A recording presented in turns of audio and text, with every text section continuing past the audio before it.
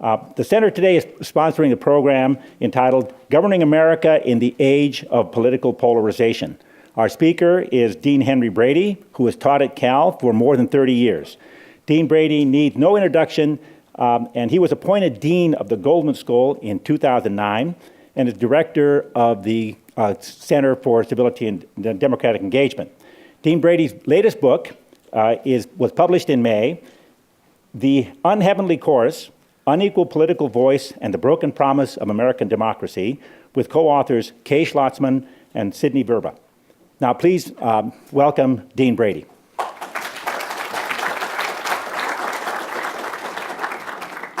It's great to have so many people here. Thank you. I'm sort of surprised, actually. I figured at this early hour, very few people would show up, so it's wonderful. I think that says something about the topic, which has many of us animated these days as we worry about political polarization. What I want to do is say a little bit about what is political polarization, what's happened in America in politics in the last 30 or 40 years, and then towards the end, I want to turn towards the fiscal cliff. This problem that's going to occur basically right now, but certainly in January, February, as a whole lot of tax cuts that had been put into effect will essentially end, and a process called sequestration might come into effect. And I want to talk about how polarization is going to interact with that and what the likely outcome will be. And as I go along, I'll say a little bit about what I think the outcomes of the election might be. Okay, polarization in America. This is the picture I use in my own mind to think about polarization. It's an Alexander Calder gouache from about 1967. Calder, of course, is a great American sculptor, artist. There's a wonderful Calder in front of the Art Museum over on Bancroft. He did the great stabiles and mobiles and things like this. I love this one especially, although I have to admit, if you look at where the signature is, I turned it around a little bit using a program I found on the web. And I did that for a purpose, and it's this. If you think about on election night, they show you maps, and the states that go Republican are red, and the states that go Democratic go blue. And by the way, when the networks decided on this coding scheme, they had a debate over whether the Republicans should be red or the Democrats should be red. And they agreed that the trouble with making the Democrats red is that would play to type. In other words, the Democrats are red.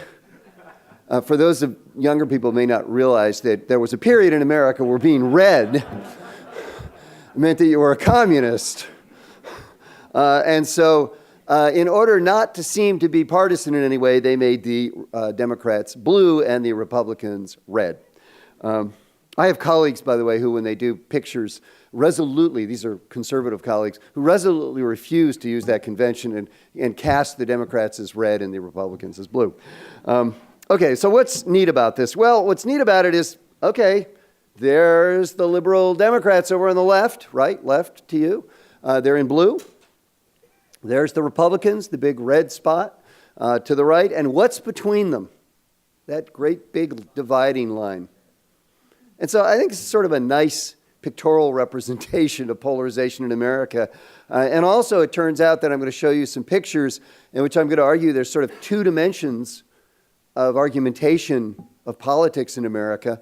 One dimension is economics, and you can think of that as the horizontal dimension, and the parties differ on economics with conservative views on the right, liberal views on the left.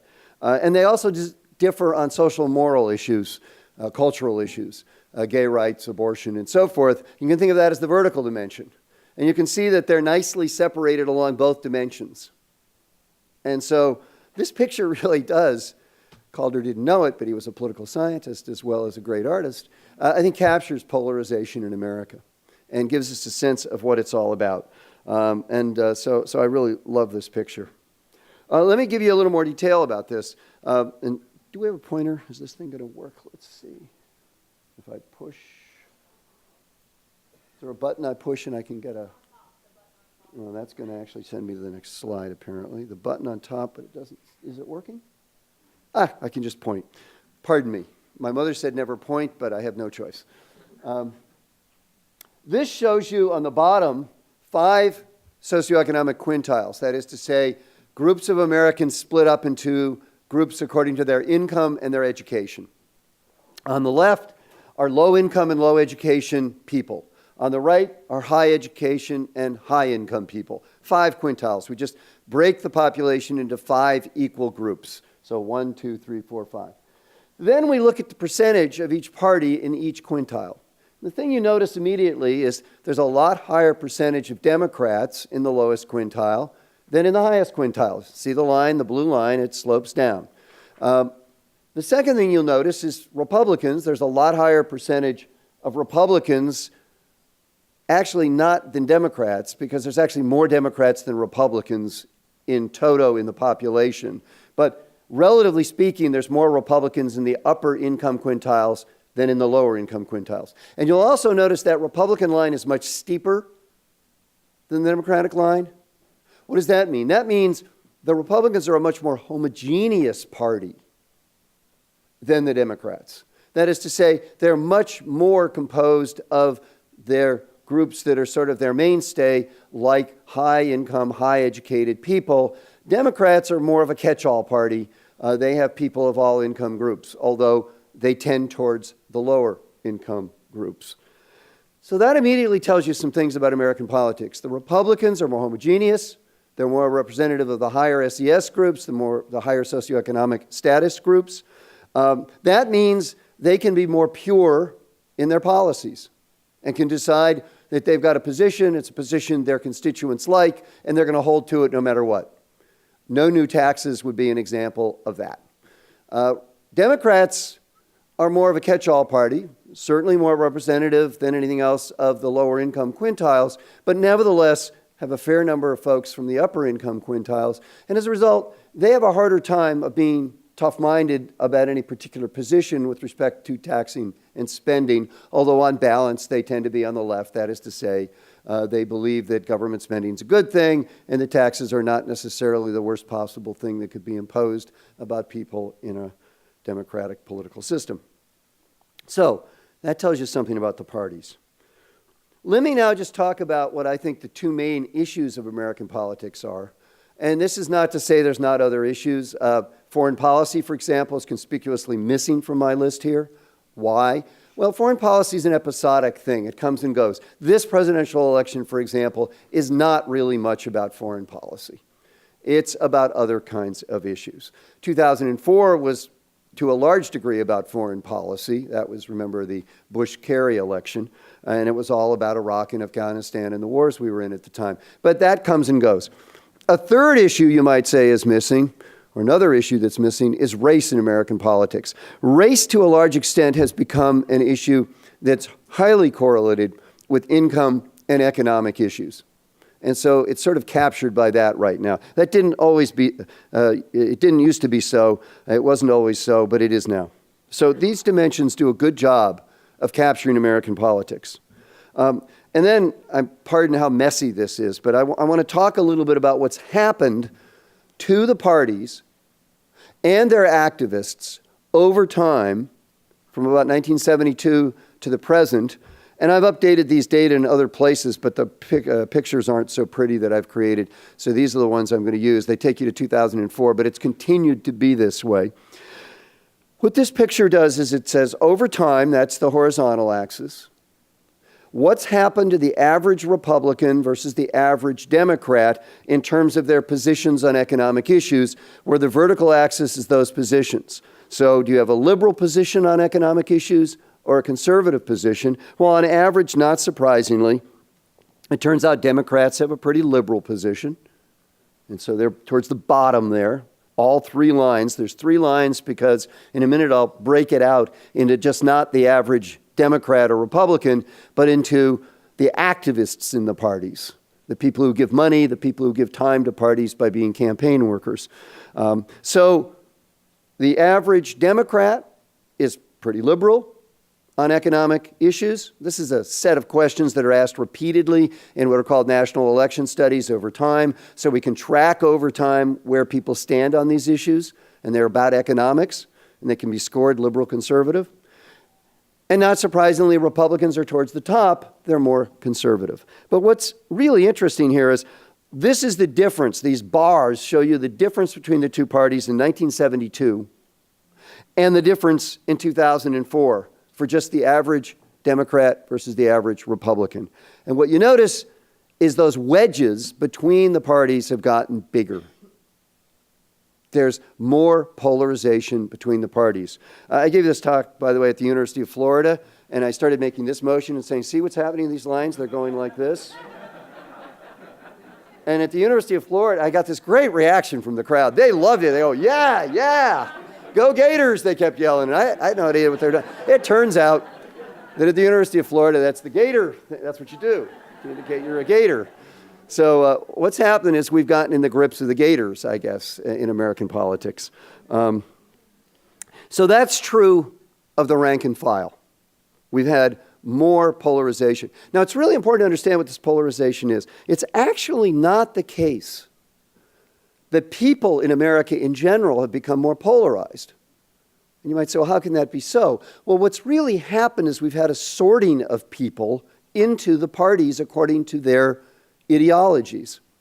So whereas it used to be the case that there were Democrats who were moderates or conservatives even, often Southern Democrats, but not entirely, and there were Republicans who were moderate or even liberal, Northeastern United States, a Jacob Jaffe's, Nelson Rockefeller kind of Republican, and the rank and file like that, those folks now are pretty much gone, and what you've got is two parties which are much more homogeneous ideologically than they used to be.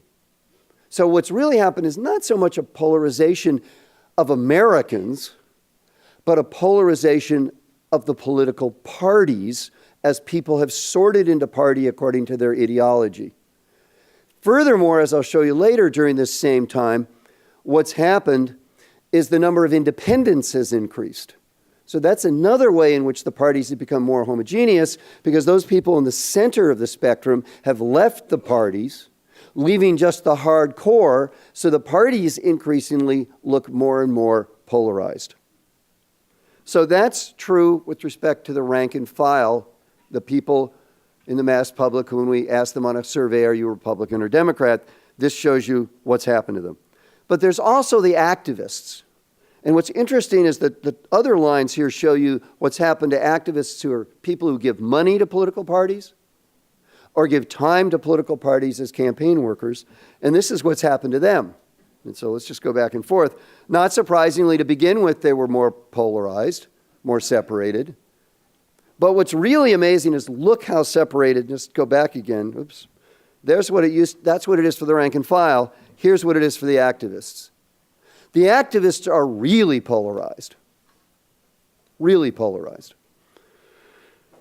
So that means the folks who are most involved in the parties are really, really much more extreme with respect to one another in the two parties than just the rank and file. Now, there's another dimension of American politics. This is a series of questions that asks about social moral issues over time. These are things like abortion and women's role, whether women should be out in the workforce. And what's interesting about that question is Americans in general have become more liberal on that question, but also there's been a tremendous sorting within the parties on that. Also a tremendous sorting with respect to the question of abortion. It turns out that in 1972 or so, this is just before Roe versus Wade, the famous Supreme Court decision, which basically decided how we deal with the question of abortion in America, it's just before that decision.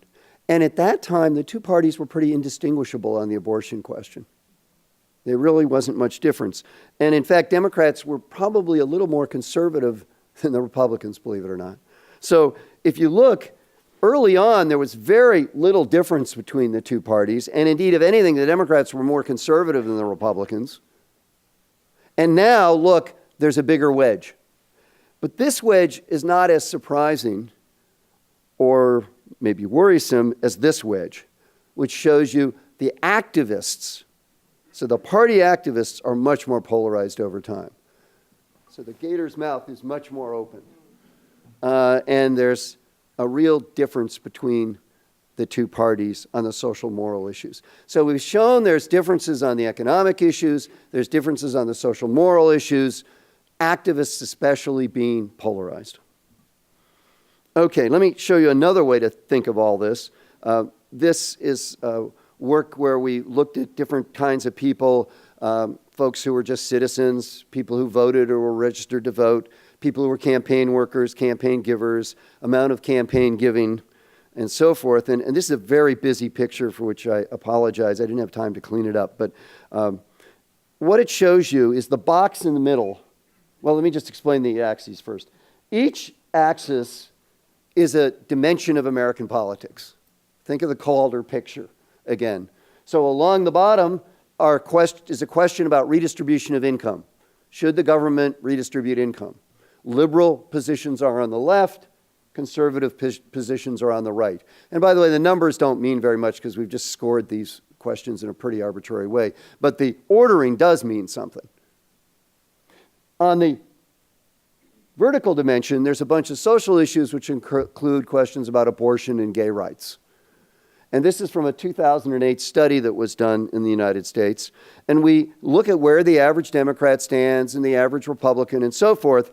And basically what you see is, let's start with the average citizen. That's the box up there. Citizens and voters are near the middle of the picture. So, and I've constructed it really basically that way so they would be at the middle. Then over down on the left are Democrats.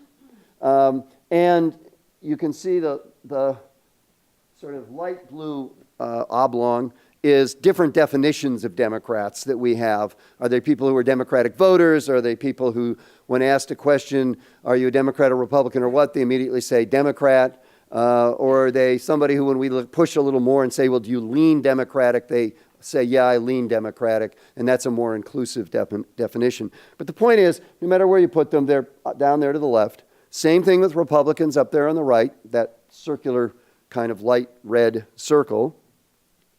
Then we've got activists in each party, and that's people who are Democratic workers, people who work for political campaigns, are Democratic dollar givers.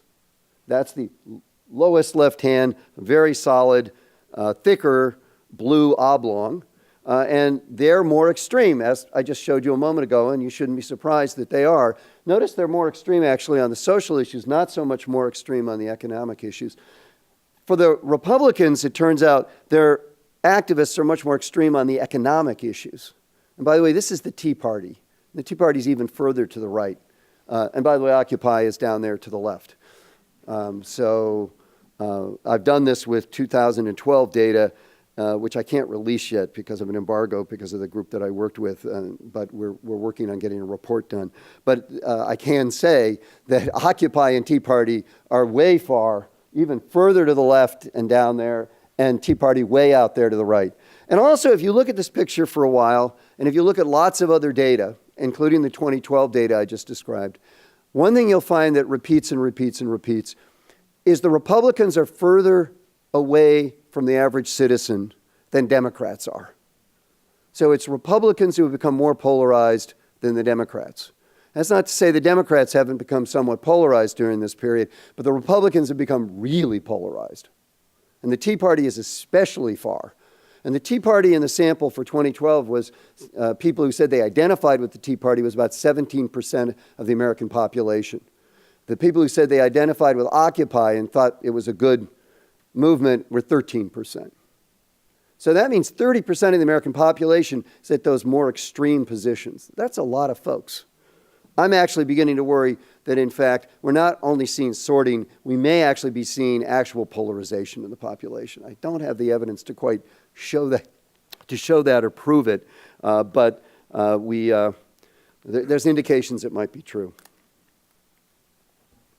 Okay, so polarized politics, polarized along these two dimensions, and Republicans more extreme than Democrats. That's not surprising, by the way, given what I showed you before about the Republicans being the more homogeneous party.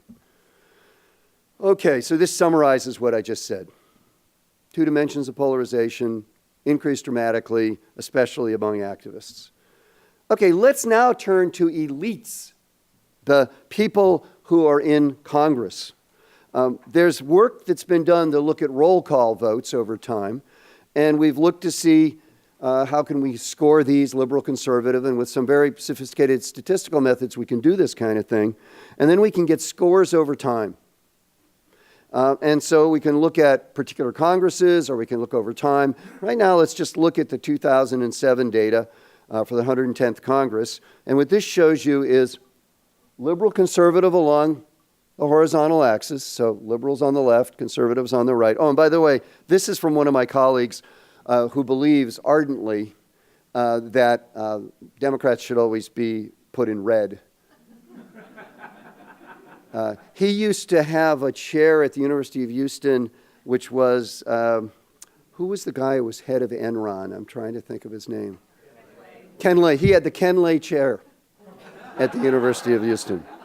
He had the Ken Lay chair. So when you look at these data, these are not data from a liberal academic. These are data from a person who styles himself pretty conservative and had the Ken Lay chair at the University of Houston. And what he shows is there's no question but that both parties are bunched. So what you can think of these curves as meaning is how many Democrats in Congress are at each of those positions. So we've sort of laid them on top of one another and seen what kind of figure they'll make, and they make these sort of Gaussian or normal-shaped curves. And what we've got there is red is the House Democrats, dark red is the Senate Democrats, right here. And then on the right, we've got the Republicans. And so you can see both chambers basically have the same distribution in terms of liberal conservatism of the Democrats and Republicans. So that shows you, first of all, notice there's basically no overlap between those distributions.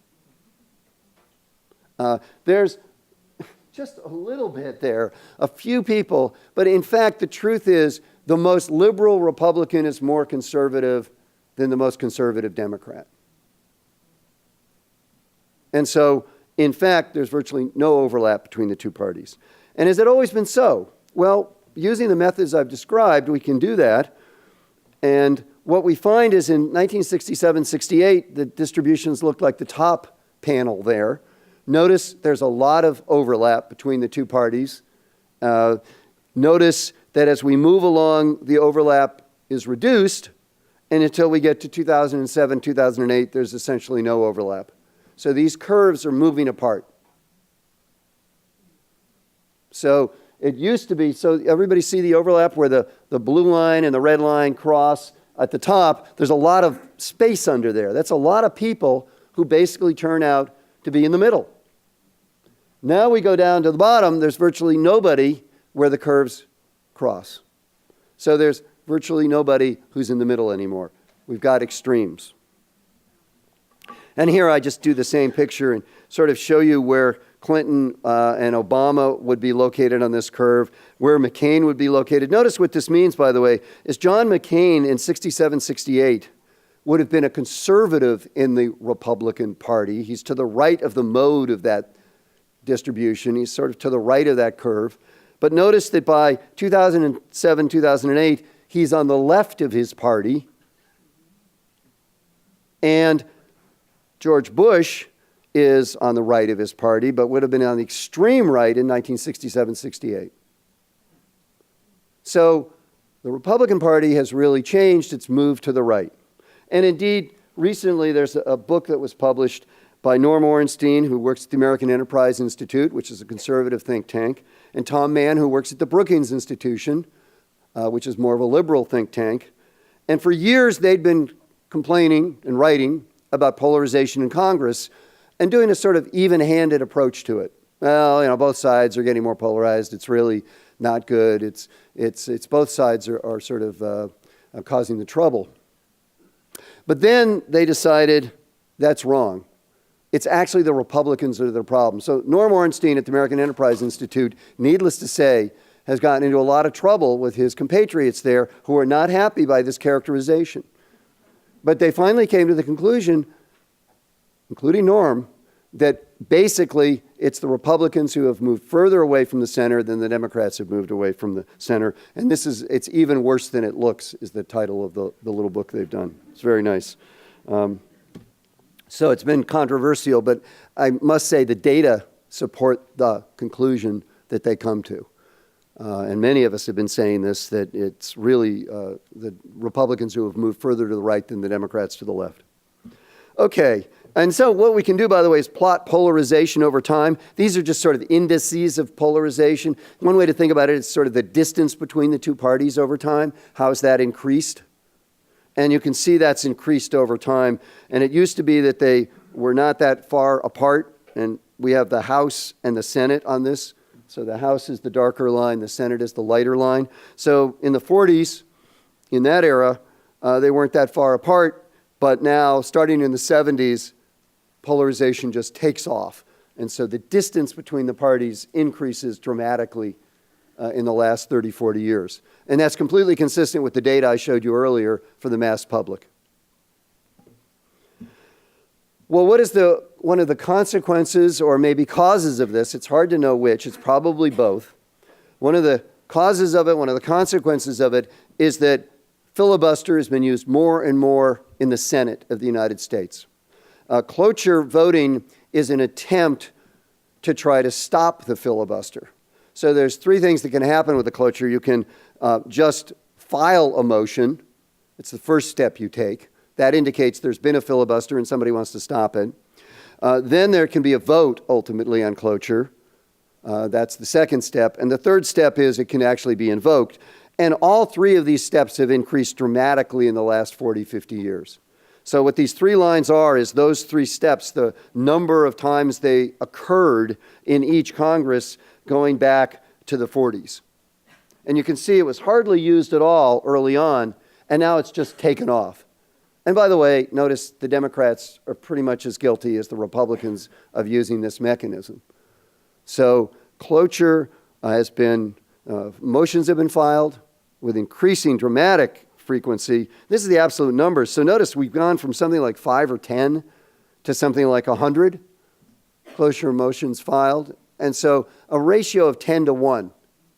So a lot more fractiousness and disagreement within the Senate of the United States. Okay, so elites are polarized. Polarization has increased, and Republicans have moved further to the right than the Democrats. So that's the polarization story. It's been exacerbated, I think, many others think, by money in American politics. To give you an idea about money in politics, this is my favorite social science finding that I'm partly responsible for in a book that I wrote with two other authors, Sid Verba and Kay Schlossman. And we found, remarkably, that the people with money give money. Takes a social scientist to come up with that remarkable result. I must say that when I became dean, the development officers in my school took me aside and said, "Henry, the people with money give money." So they knew it. What you notice here, though, and what's really remarkable is here what we've got is, again, that SES percentile. So on the left are the poor and uneducated. On the right are the educated and well-off. And these are percentiles. And what we've got is, of those percentiles, what fraction give money? This is just whether they give money, by the way, not how much they give. And what you notice, that goes along, and not surprisingly, it increases, but it really increases dramatically as you get to the higher percentiles. And indeed, these data are incomplete because it's almost impossible on sample surveys for us to get at the really highest income people. We get very few high income people. But there's indications that there's an exceptionally small number of people, maybe 400 people, who give a third of all the money that's given in politics in America. Okay? And this doesn't capture that. First of all, really all it's saying is whether you give money, not how much you give. So if we added on top of this, well, how much you give, that would even go up steeper, because it turns out, again, big surprise, people at the lower end of the socioeconomic scale, they may contribute, but they don't contribute that much, whereas people at the upper end of the socioeconomic scale both contribute at very high rates, 30, 40%, and give enormous sums of money. By the way, it's interesting to compare this with the percentage who work for campaigns, which is the blue line there. And that also goes up, but you notice that doesn't go up at such a steep rate. And what we've done in American politics with a lot of the judicial decisions we've come to is we've moved politics towards increasingly money-based and not campaign worker-based. Campaign workers are still important, but basically campaigns really hunger for money. That's what they want, because you can convert that into a lot of other things. And because we've made it easier and easier for the well-off to give money to politics, it's really just flooded into the system and now become a really, really important part of American politics. And since the people who give money are folks at the higher levels of SES, guess what? They have more influence on American politics. Not a big surprise. And indeed, this shows you something from the book we just published. What we did is we went and looked at lobbyists in Washington. Who did they represent? And we looked at the kinds of things groups in Washington did and what fraction of businesses, for example, were there and what fractions of other kinds of groups.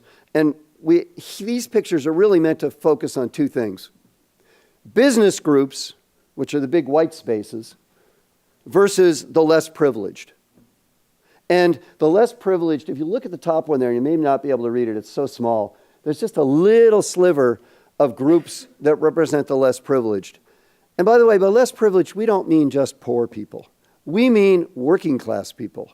So we're talking about unions who actually have lobbying organizations in Washington. We're talking about groups that represent blue-collar workers or even white-collar workers who are not professionals or managers. The fact is and we're calling those the less privileged. That's a big group. It's a large fraction of Americans. Those folks are much less represented in Washington in terms of organizations. They're much less represented in terms of what we call in-house lobbyists. Those are people hired by these groups to work in-house, or firms that they hire. A lot of what lobbying occurs by hiring an outside firm.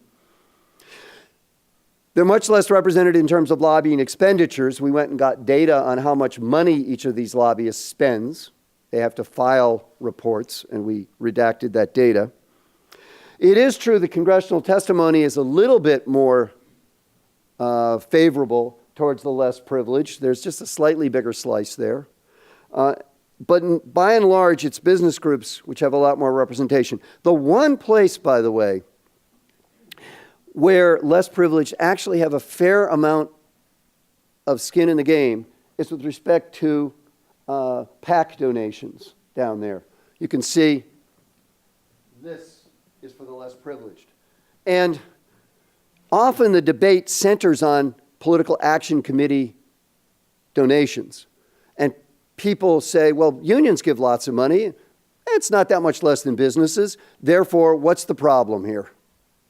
And what they completely neglect is there's this whole other realm, which is lobbying and testifying before Congress and things like that, where businesses do quite well and the less privileged don't do so well. So, and even, by the way, in terms of PAC donations, it's not like the less privileged are actually very competitive with businesses. So, in fact, I forgot that I'd done this. You can see, it tells you. So business groups are majority of all organizations. They have majority of in-house lobbyists, super majority of outside lobbyists, spend super majority of lobbying dollars, do plurality of congressional testimony, submit small fraction of amicus briefs. By the way, the courts are one place where there's a little more equitable distribution of who gets represented. And then they spend a plurality of PAC dollars. Okay, I'm going to skip this. This is just a cartoon we have in our new book. There's a lot of folks who say, well, but it's a level playing field. Anybody can give money. And this cartoon we thought sort of captured what's going on. It's the lion saying to the rabbit, what are you complaining about? It's a level playing field. Okay, let me now turn to the fiscal cliff, because polarization in America is making it hard for us to deal with a really fundamental problem that we have. And I actually have a handout that, Peter, can you help me with this? We can send around. So, and anybody else, just pass. I should have done this a moment. Let me have one. Okay. It's up here, but I think, can you read this? Is that readable? I'm afraid it's not readable. But you're going to have a piece of paper in a minute that'll allow you to read it. And I'm not going to go through this whole thing. But let me just tell you briefly what this is. What I've done is I've gone and gotten information from the Tax Policy Center, which, by the way, has figured in some of the presidential debate the other day. That's the center that Obama cited that had done the study, which suggested that Mitt Romney's tax plan really wasn't feasible because if he intends to do all the things he says he's going to do, and the big thing he says he's going to do is try to not harm middle-class taxpayers while he keeps taxes on the rich lower. And he says he can do this by changing deductions. And this report said, well, the trouble is there's not enough deductions that you can take away from rich taxpayers to make up the difference and not increase tax rates for middle class and lower class people.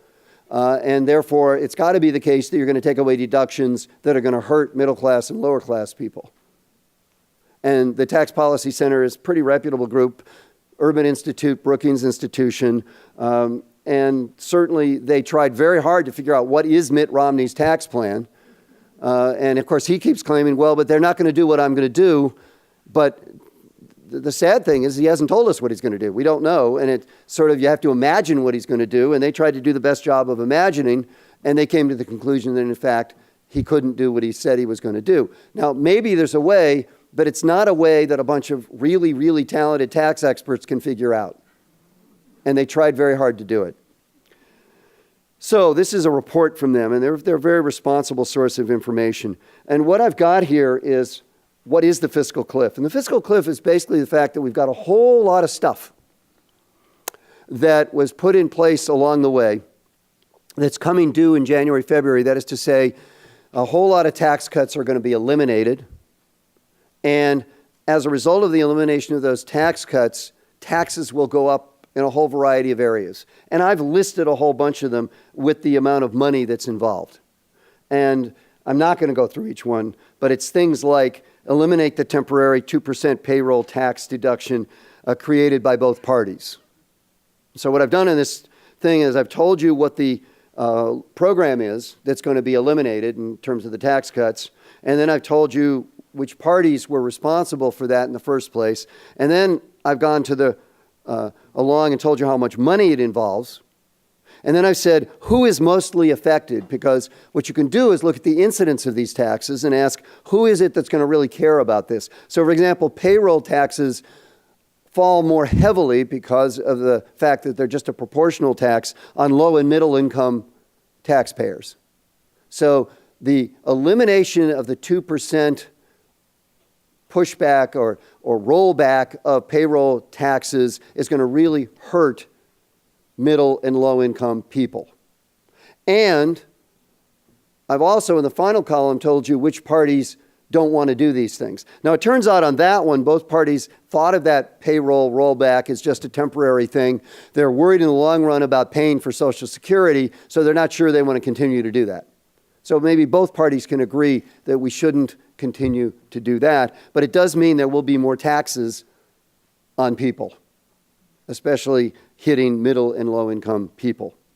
And then just to take one more, there's the return to higher income tax rates and fewer personal exemptions and itemized deductions for groups. And then that's the Bush era. And those are the some of the things that Obama's talking about that he wants to continue, or that is to say not get rid of. It's a little confusing here because the trouble is in January things go away. The deductions and the exemptions and the cutbacks in taxes that people have are going away. And so Obama is saying, let's let them go away. Let's have the rich pay more taxes. So what we find here is on this first page, this first bit, which is the top of the page I've given you, there's $535 billion in more new taxes, some of them tax cutbacks that are just going away, that are going to be instituted in January, February.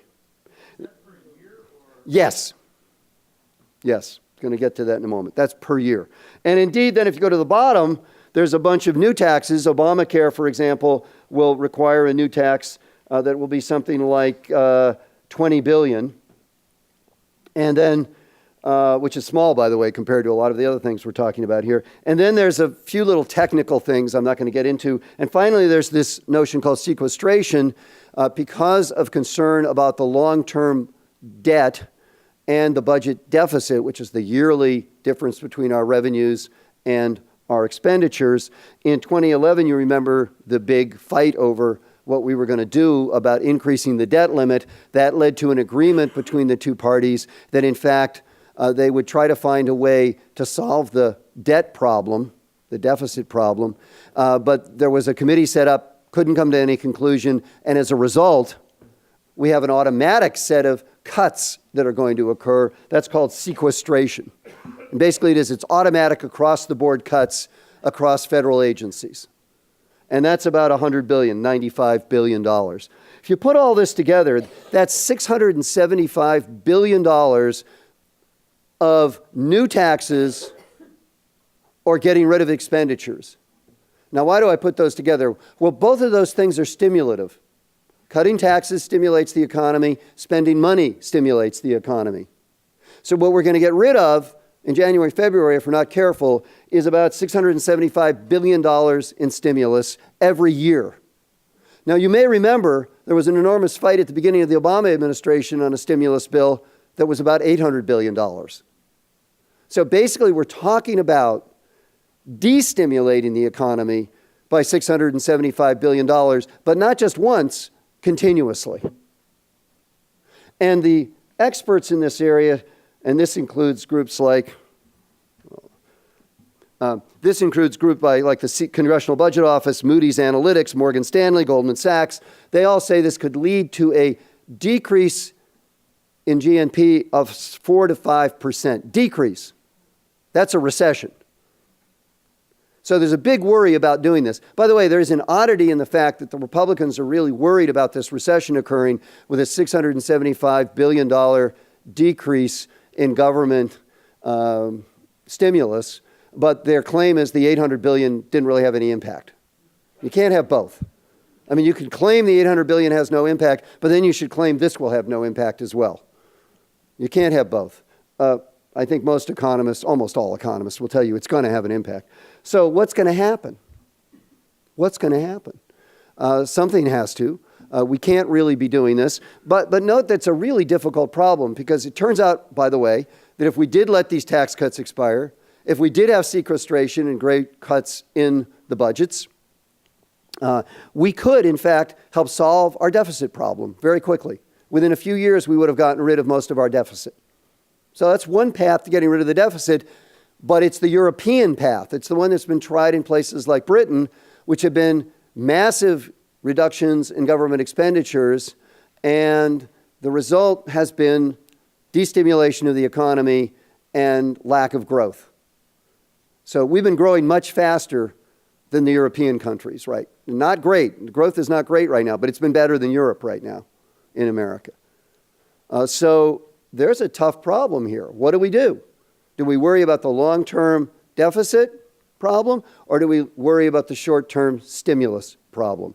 And furthermore, then, I show you on this in the last column, there's differences of opinions about which things should be done or not done. And of course, one of the big issues in this campaign is Obama says, let the tax cuts for the rich expire, because that will help us get revenues that can solve our deficit problem. Yes, it will have some destimulating effect. It certainly will hurt a little bit, but that's better, he says, than taking the money out of middle and low income hands, because his argument is, and the argument of many economists, is those folks are much more likely to spend the money and not just to save the money, which means that it doesn't really help stimulate the economy. And if you want a short-run stimulus, the argument goes, you want to keep money in the hands of middle and lower income people, not just give it to high-income people. The Republicans say, no, that's not fair.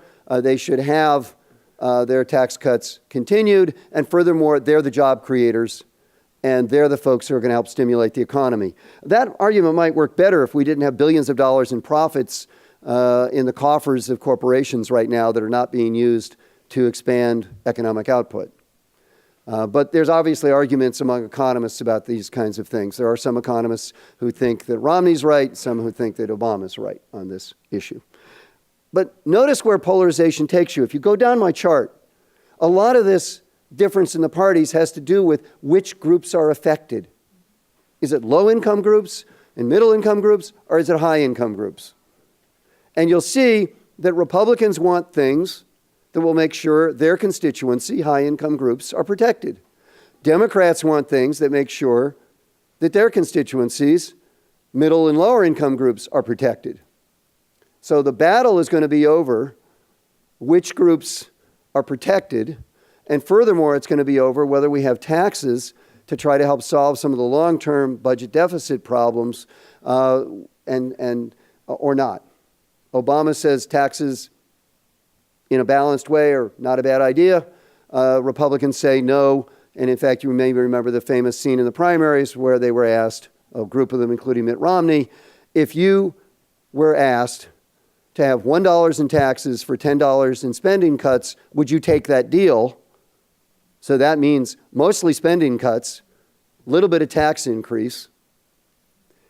Every member on the stage of the Republican primary contenders, including Mitt Romney, said no, they wouldn't take that deal. They would say absolutely no new taxes under any conditions. So that's where we are.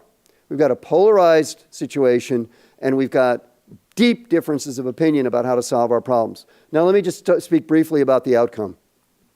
I think it's most likely Obama will win, although his debate performance the other day was not good. It was really poor. I actually went into my class the next day, and I went and I said, look at what he said here. He had a setup for a really good rejoinder to Romney, and then he got lost. And time again, he got lost in that debate. Romney was exceptionally good. He stayed on message. He said the same thing again and again and again, which is the right thing to do probably in a debate like that. And he did not say much about the details of what he would do. It's basically a Richard Nixon, I have a plan to end the war in Vietnam kind of strategy. It's a strategy a challenger can use because the challenger doesn't have to give details. And Obama did not draw him out on those details. So I think it's most likely you'll get Obama winning, although, as I say, the debate makes that problematic. I'd say there's about a 60% chance, 67% chance, actually, I'd go up to, that Obama will win the presidency, the Senate will remain Democratic, and the House will remain Republican. I think it's highly unlikely the House will change from Republican to Democrat. I think it's somewhat possible that the Senate could change from Democrat to Republican, although not with a 60-vote margin for the Republicans, so they would have to deal with the filibuster. And I think it's possible that Mitt Romney could win. I'd give him about a 20 to 30% chance right now. It's going to depend, I think, partly on what happens in the next few debates. The job numbers yesterday were good for Obama. They weren't great. They were good. The people in the White House are probably frustrated over the fact that there were revisions in some of the numbers for the preceding 2 months that upped them by 40,000 jobs for each month. And that, unfortunately, what people will remember was the low job numbers when they were first announced and not recognize that they were actually changed. 115, 14, whatever the number was, it was 14, 18, something like that, 114,000, let's say, jobs yesterday. That's not a great number, but it's better than what he had been getting. And their better thing, of course, was the unemployment rate going down to 7.8%. That's good for Obama. That will allow him to get by the rhetorical statement the Republicans have been using, which is unemployment is still over 8% and has not declined. He can say it's declined. They rightfully point out that a lot of that decline is due to the fact that people are so discouraged from working, they're not even trying anymore.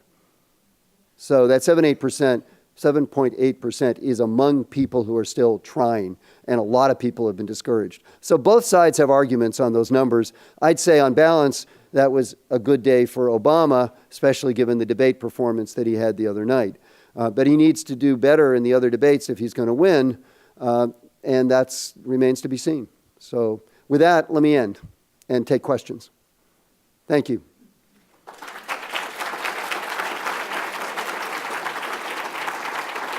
Yes. Is there any data on the stimulative effects for rich people getting tax breaks versus middle income and lower income? Yes. I mean, there are studies which show that basically the stimulative effects are greater for middle and lower income people than for high income people. Exactly. Don't confuse me with a facts type situation.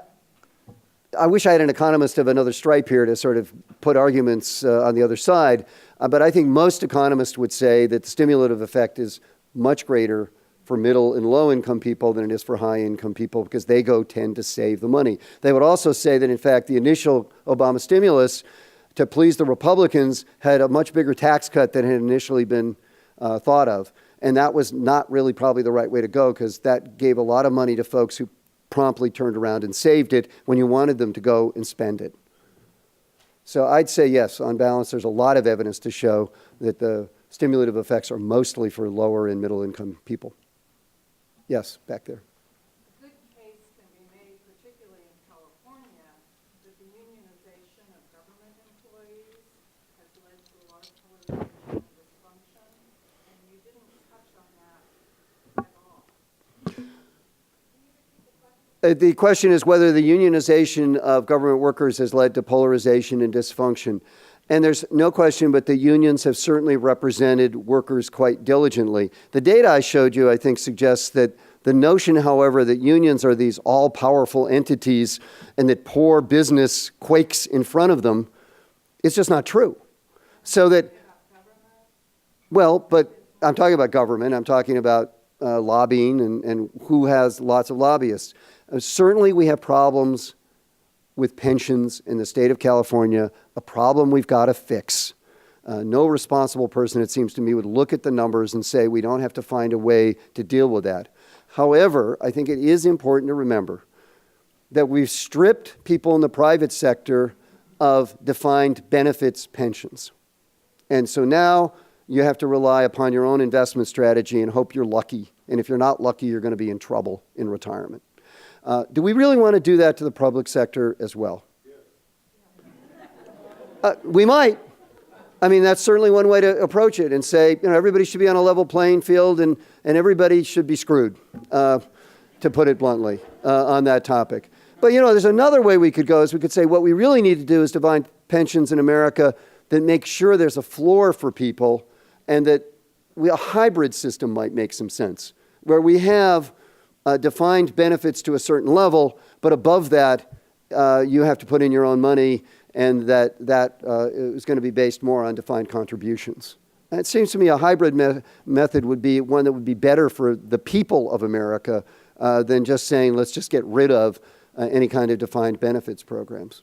It's my personal taste. But we do have a problem. There's no question about that. By the way, the problem is, to a large extent, in the protective services. It's the corrections officers, it's police, it's fire, who have gotten extraordinarily good deals and who have options to retire at 50, get disability, spike their incomes, that is to say, get higher incomes the last year, and therefore end up with extremely lucrative retirement benefits.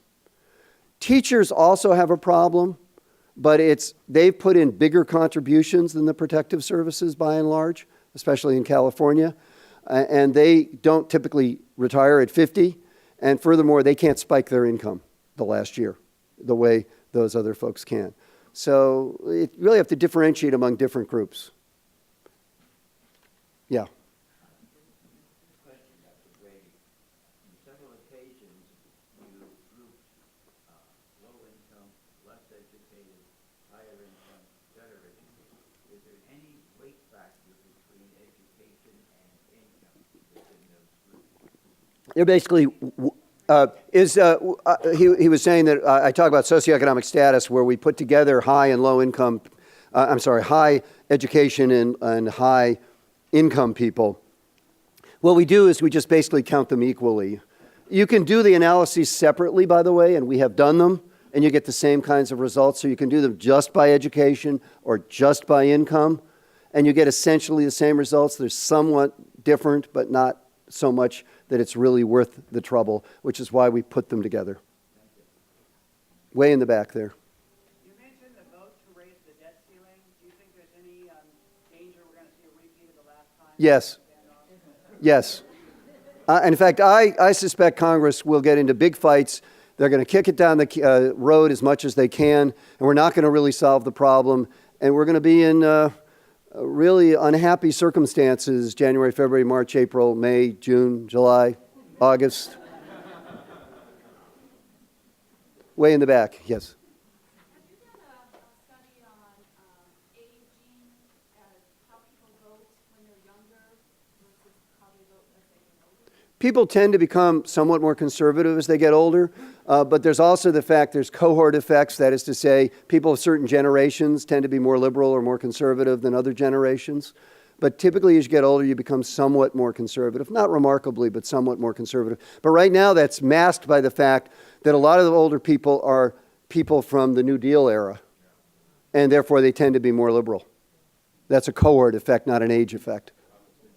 And I think we have to end, actually, don't we, Peter? And I'm sorry.